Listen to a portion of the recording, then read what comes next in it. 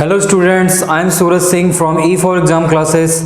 तो बेटा आज की वीडियो में हम देखते हैं मिसलेनियस एक्सरसाइज ऑफ चैप्टर 2। अगर बेटा आपको कोई भी प्रॉब्लम है तो आप मैसेज करें मुझे, ठीक है। आप कमेंट करके बताएं कि सर हमें ये प्रॉब्लम है, हमें ये समझ नहीं आ रहा। अगर आपको वीडियो अच्छी लगती है तो like and share and subscribe जरूर करें। तो आज हम स्टार्ट करते हैं मिसलेनियस एक्सरसाइज फर्स्ट। आपको क्वेश्चन नीचे दिख रहा होगा नीचे क्वेश्चन आपको। तो ठीक है, तो फर्स्ट क्वेश्चन क्या है, बड़ा आसान क्वेश्चन है, ध्यान से देखते हैं। मैं पढ़ता हूँ, आपको स्क्रीन पे दिख रहा होगा।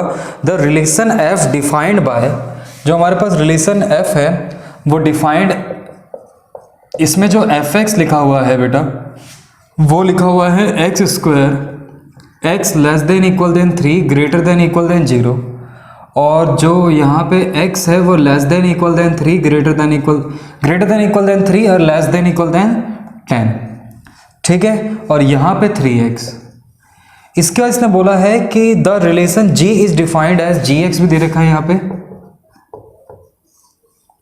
और इसमें दे रखा है x square x less than equal than 2 greater than equal than 0, x less than equal than 10 and greater than equal than 2, और यहाँ पे आ रहा है 2x। इसमें ये बोला है कि जो fx है वो तो फंक्शन है लेकिन gx फंक्शन नहीं है। फंक्शन कब नहीं होता? जब कोई डोमेन एक से ज़्यादा इमेज बना रहा होता है तो ही हमारा क्या नहीं होता, फंक्शन डिफाइंड नहीं होता। समझ आ गया? तो हम देखते हैं इस केस में, fx के केस में देखते हैं कि fx जो है वो हमारे पास एक्स स्क्वायर है। तो अगर मैं 0 से 3 की तरफ, तो हम क्या कर लेते हैं, यहाँ पे देख लेते हैं इस पे, तो हम कुछ वैल्यू पुट करके देखते हैं। अगर मैं 0 पुट करता हूँ यहाँ पे तो ये 0 आ जाएगा। अगर मैं 1 पुट करूँगा तो 1 पे किधर जाएगा, इधर जाएगा, क्योंकि 0 से 1 तक यहीं पे है, तो ये 1 का स्क्वायर हो जाएगा। अगर मैं 2 पुट करता हूँ तो ये 4 आ रहा है। तो मतलब अभी तक तो सारी अलग अलग वैल्यू आ रही है। और अगर मैं 3 पुट करूँगा F3 तो क्या आ जाएगा, 3 का स्क्वायर 9। अगर मैं ये वाला 3 यहाँ पुट करूँ तब भी क्या आ रहा है, 9 आ रहा है। इसका मतलब सेम ही इमेज आ रही है।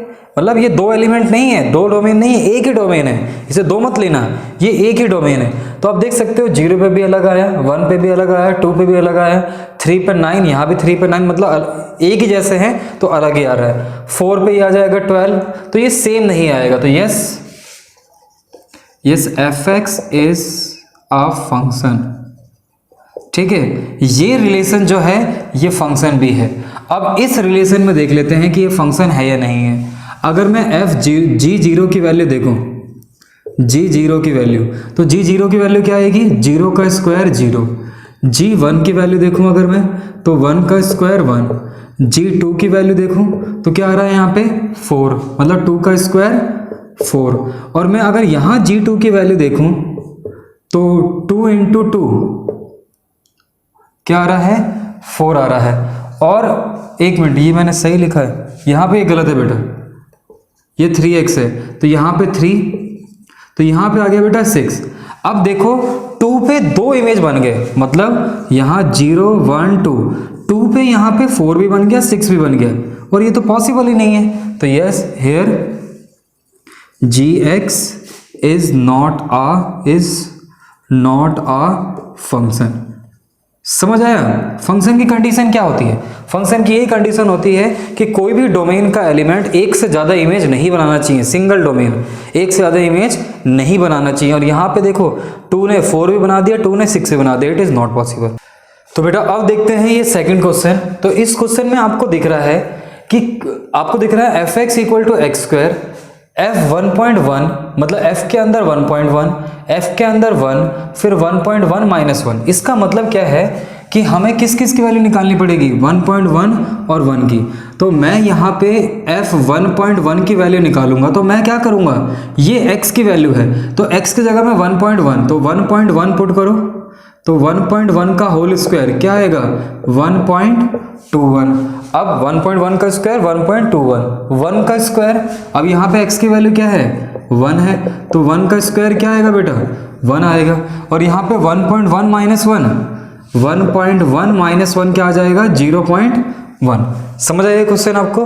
अब मुझे फटाफट आप लोग इस वैल्यू को पुट करके आंसर निकाल के दिखाओ फटाफट, और मुझे कमेंट करो फटाफट। आप क्या करोगे, 1.1 पुट करो, 1 पुट करो, 1.1 में से 1 सब्ट्रैक्ट करके 0.1 आया। इस सारी वैल्यू को पुट करो और मुझे कमेंट करके आंसर बताओ फटाफट। तो अभी तक आप लोगों ने कर दिया होगा सॉल्व, इसे पॉज कर देना वीडियो को। तो अब देखते हैं 1.21 -1 और 0.1। तो 1.21 में -1 करें तो क्या आएगा बेटा 0.21, ये आ जाएगा 0.1। इसका पॉइंट हटाए तो 100 नीचे, इसका पॉइंट हटाए तो 10 नीचे, 10 ऊपर, तो 10 से 10 कैंसिल हो गया, तो ये आया 21/10। तो ये आंसर आ जाएगा 2.1। This is the answer. तो ये आ जाएगा हमारे पास 2.1। तो ये इस क्वेश्चन का आंसर है, तो आपको इजीली समझ आ गया होगा। तो बेटा अब देखते हैं ये क्वेश्चन नंबर 3। इस क्वेश्चन के अंदर हमें डोमेन निकालना है, रेंज निकालना है। आपको स्क्रीन पे क्वेश्चन दिख रहा होगा। हमें इसमें क्या फाइंड आउट करना है, डोमेन करना है और रेंज फाइंड आउट करना है। अब डोमेन और रेंज कैसे फाइंड आउट करेंगे इसमें हम, देखो एक चीज याद रखना कि किस वैल्यू पे फंक्शन एक्सेप्टेबल नहीं होगा। जैसे फॉर एग्जांपल मैं बोलता हूं fx, डोमेन का मतलब क्या होता है, फंक्शन कौन कौन सी वैल्यू एक्सेप्ट कर सकता है। जिस वैल्यू को फंक्शन एक्सेप्ट नहीं कर सकता वो उसका डोमेन नहीं हो सकता। ये मैंने आपको इंट्रोडक्शन में बताया था। फॉर एग्जांपल कोई fx फंक्शन है 1/x-1। अगर मैं x की वैल्यू 1 पुट कर दूं यहाँ पे, तो 1 - 1 क्या हो जाएगा 1/0, और 1/0 आने का मतलब ये हो जाएगा इन्फिनिटी। तो इसका मतलब ये वाला फंक्शन क्या एक्सेप्ट नहीं करता, क्या एक्सेप्ट नहीं कर रहा है, 1 एक्सेप्ट नहीं कर रहा है। और 1 एक्सेप्ट नहीं कर रहा है तो ये इसका डोमेन नहीं हो सकता। इसके अलावा कुछ भी पुट कर दो इसके अंदर, वो उसका डोमेन हो जाएगा। तो हम क्या लिख सकते हैं r-1, ये इसका डोमेन हो जाएगा। r-1 ये इसका डोमेन हो जाएगा। और रेंज क्या हो जाएगा, रेंज क्या होगा इसमें, रेंज भी r हो जाएगा हमारे पास। जो रेंज होगा वो हमारा क्या होगा, वो रियल नंबर हो सकता है, ठीक है, जिसमें 0 नहीं आएगा।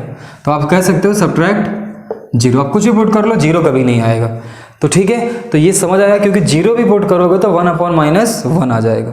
तो ये इसका डोमेन है। तो इसका मतलब हमें समझ क्या आया कि डिनोमिनेटर के नीचे जब हमारे पास कोई फंक्शन रैशनल फॉर्म में होता है, रैशनल फंक्शन होता है जो हमने पढ़ा था, उसमें हमें क्या देखना होता है, डिनोमिनेटर वाली वैल्यू देखनी होती है। अगर डिनोमिनेटर में हमें वो वैल्यू निकालनी होती है जिसमें वो जिस वैल्यू से वो फंक्शन हमारा 0 हो रहा है।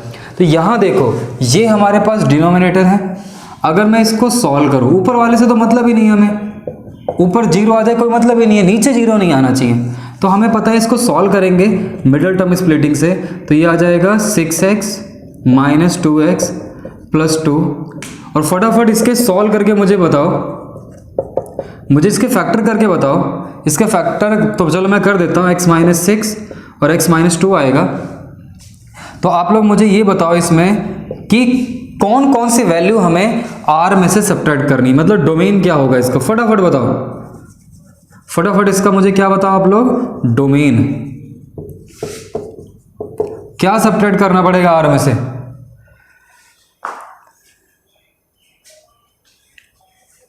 तो आपको बता रहे हो आप कि 6 नहीं पुट कर सकते, और क्या नहीं पुट कर सकते, 2 नहीं पुट कर सकते। 6 और 2, इसके अलावा कुछ भी पुट कर सकते हो। तो यहाँ पे क्या लिखेंगे 2,6। तो ये तो हो गया डोमेन। रेंज क्या होगी, यहाँ से रेंज कैसे निकालेंगे। अब आपको पता है सारी वैल्यू एक्सेप्टेबल होगी, क्या एक्सेप्टेबल नहीं होगी, क्या वैल्यू नहीं आएगी इसमें, मतलब रेंज जो होगा वो r होगा, क्या नहीं होगा उसके अंदर, 0 नहीं होगा। बुक के अंदर आंसर सिर्फ r लिखा होगा, ठीक है। तो r भी आंसर हो सकता है, लेकिन आपको पता है कि 0 कुछ भी कर लो, कुछ भी पुट कर लो, 0 नहीं आएगा। तो जब आपको क्वेश्चन समझना है, आंसर रटना नहीं है, ठीक है। तो आपको ये समझ आया। तो बेटा अब देखते हैं ये वाला क्वेश्चन नंबर 4। आपको स्क्रीन पे क्वेश्चन दिखेगा। तो इस क्वेश्चन के अंदर क्या है, fx = √x-1 domain and range. हमें क्या निकालना है, डोमेन और रेंज। हमने कल एक रूट वाला क्वेश्चन करके देखा था, ठीक है। हमने ये पढ़ा था कि रूट के अंदर कभी भी नेगेटिव वैल्यू नहीं आ सकती। तो हमेशा हमें पता है कि रूट के अंदर ये जो वैल्यू होगी, हमने कल जो पढ़ा था, हमने ये पढ़ा था कि रूट के अंदर कभी भी नेगेटिव वैल्यू नहीं आ सकती। तो रूट के अंदर हमेशा क्या आएगी, पॉजिटिव वैल्यू आएगी। और पॉजिटिव वैल्यू मतलब क्या है कि यहाँ पे समझ लो जो भी वैल्यू है वो हमेशा ग्रेटर देन इक्वल देन क्या होगा, 0 ही होगा, ग्रेटर देन इक्वल देन 0 होगा। तो अगर मैं इस क्वेश्चन को सॉल्व करूँ तो मैं क्या लिखूंगा, x - 1 greater than equal than 0 लिखूंगा, ये लिखूंगा। तो अब x की वैल्यू क्या आएगी, यहाँ से ग्रेटर देन इक्वल देन 1, और ये 1 क्या है, एक्स क्या है हमारा, क्या होता है, डोमेन होता है। तो डोमेन तो हमें पता चल गया वो है 1 टू इन्फिनिटी, ठीक है, 1 टू इन्फिनिटी, ये तो समझ आ गया। अब रेंज क्या होगा, आप सोचो डोमेन जो है वो 1 से इन्फिनिटी है, 1 से इन्फिनिटी, 1 से ज़्यादा कुछ भी पुट कर दो इसके अंदर, 1 पुट करोगे 0 आ जाएगा, 2 पुट करोगे 1 आ जाएगा, 3 पुट कर दोगे तो आपको पता है जो रेंज होगा, रेंज बता सकते हो क्या होगा, 0 आ रहा है तो हम लिख सकते हैं R पॉजिटिव, ठीक है, या आप ये लिख सकते हो, ये नहीं लिख सकते तो आप ये भी लिख सकते हो 0 टू इन्फिनिटी, या ये लिख लो या आप R पॉजिटिव लिख लो, ठीक है, दोनों आंसर लिख सकते हो आप, 0 टू इन्फिनिटी लिख सकते हो और R पॉजिटिव लिख सकते हो। आप अंडरस्टैंडिंग बनाओ, जितना अंडरस्टैंड करोगे क्वेश्चन को उतना सीखोगे बेटा। तो अब आपको कल मुझे एक क्वेश्चन आपको करके दिखाओ, आप कर को दिखाना मुझे 1/√x-2, इसका मुझे आप बताओगे डोमेन और रेंज, ठीक है, बच्चों वाला क्वेश्चन है। अगर आपने ये बेसिक सीख लिया तो ये बच्चों वाला। अब इस क्वेश्चन में देखते हैं हमें क्या निकालना है, इस क्वेश्चन में डोमेन और रेंज निकालना है और ये कह रहा है रियल फंक्शन है। पिछले वाला क्वेश्चन में भी रियल फंक्शन था, मैं बताना भूल गया, पिछले वाला क्वेश्चन भी था तो वो रियल फंक्शन ही था। तो रियल फंक्शन का मतलब क्या होता है, जो f है वो R आ जा रहा है। तो देखो बेटा हमें ये पता है कि मैं यहाँ पे जो डोमेन है, डोमेन क्या है, रियल है, मतलब x बिलोंग्स टू R, मैं R की कुछ भी वैल्यू पुट कर दूँ, कुछ भी 1 2 3 5 -5 7 8 9 कुछ भी पुट कर दो, आपको पता है कि ये कभी भी इन्फिनिटी नहीं आएगा। तो डोमेन तो हमारे पास क्या हो गया, R हो गया। समझ आया, फटाफट यस लिखो बेटा कमेंट के अंदर कि हाँ सर हमें समझ आया। कि देखो यहाँ पे आपको डोमेन कौन सा नहीं हो सकता, जो इस पे इन्फिनिटी आ जाता है, लेकिन यहाँ पे आप कुछ भी पुट कर लो R की वैल्यू, कुछ भी, ये कभी भी इन्फिनिटी नहीं आएगा, और इन्फिनिटी नहीं आएगा तो डोमेन तो हमारा R ही हो गया। अब चेक करना है इस को डोमेन में से हमें निकालना क्या है, रेंज निकालना है। तो चेक करते हैं। अब मैं जब यहाँ से डोमेन R की वैल्यू पुट करूंगा, फॉर एग्जांपल मैंने -1 पुट किया तो क्या आ जाएगा 2, 1 पुट किया 0, 2 पुट किया 1, ठीक है, 1/2 पुट कर दिया तो क्या आएगा माइनस, मतलब +1/2। इसका मतलब जो हमारे पास रेंज आ रही है, अब क्या करोगे यहाँ पे पुट करके देख लेना, x की वैल्यू आपने यहाँ पे -1/2 पुट कर ली तो ये आ जाएगा मॉड के अंदर -1/2, तो ये आ जाएगा 3/2। अगर यहाँ पे x की वैल्यू 1/2 पुट कर ली तो 1/2 -1 ये आ जाएगा 1/2। तो आप देख सकते हो छोटी छोटी वैल्यू यही आएगी। एक और पुट करना चाहो तो x की वैल्यू 1 भी पुट कर लेना, तो 1 - 1 ये आ जाएगा 0। तो जो रेंज होगा हमारे पास वो 0 तो आ रहा है, तो क्या होगा 0 से इन्फिनिटी होगा, यही होगा रेंज। अगर समझ आया तो यस लिखो बेटा। ठीक है, आज की वीडियो में हम इतना ही पढ़ते हैं, 5 क्वेश्चन ही करते हैं। जो इसका नेक्स्ट पार्ट आएगा मैं उसमें रिमेनिंग कोर्सेस करा दूंगा। ठीक है बेटा, तो थैंक यू फॉर वॉचिंग।